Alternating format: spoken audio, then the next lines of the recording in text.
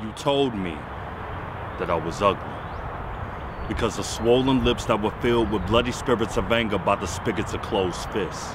After being punch drunk, naturally they were hungover, but you kept me under the influence. So I was driven to find an identity that was retailed in brand names, thinking that sneakers, uniformed by the number 23, would airwalk on water well enough for me to cross over the Jordan River of my tears into a promised land of inner circles that only dream teams team up to dream about.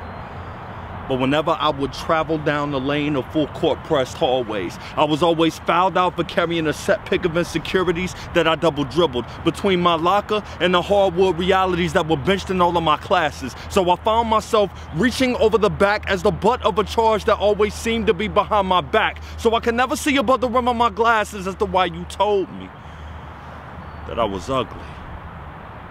An asthmatic who was boxed out to inhale through the hoop of an inhaler. So I get how my breathing was an offensive foul to you.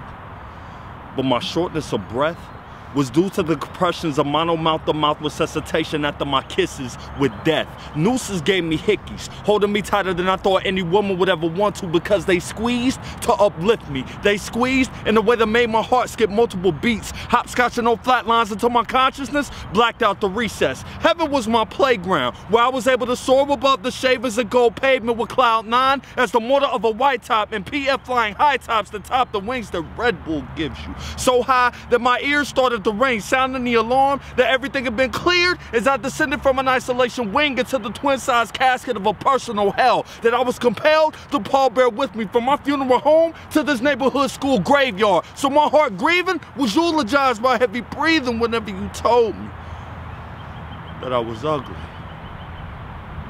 Like a diagnosis the doctor gave me prematurely before I ever had the chance to be born prematurely. 3 pounds of wasted space spaced out in the palm of your hand, palm of a lifeline that should have stopped before it ever started.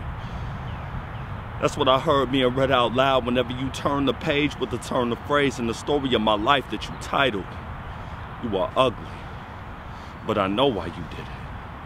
Because God read you excerpts of the horror story of the fearfully wonderful boogeyman that I was made to be. A living nightmare, lying underneath mattress notebooks, learning to flip the script with a ball-pointed fingertip that looked just like a pen tip. Laying waste to wide-ruled lines as representative bloodlines, keeping a wide eye on the purpose that was written for me. And the blood of the Lamb posted on heaven's doorpost as a Passover meant to pass over everyone except me. So I'm sorry if this went over your head, but eyes haven't seen and ears haven't heard because the living word spoke this to me at a time where I was zombified as the walking dead. But this resurrection came right on time by a divine appointment that the wheels rolling in a Rolex can never tick, tock, or chime. So the next time you call me ugly, make sure you keep your head up because I'll be riding high. Just so you can watch and clock face the fact that time flies for those that are grounded in the Rock of Ages.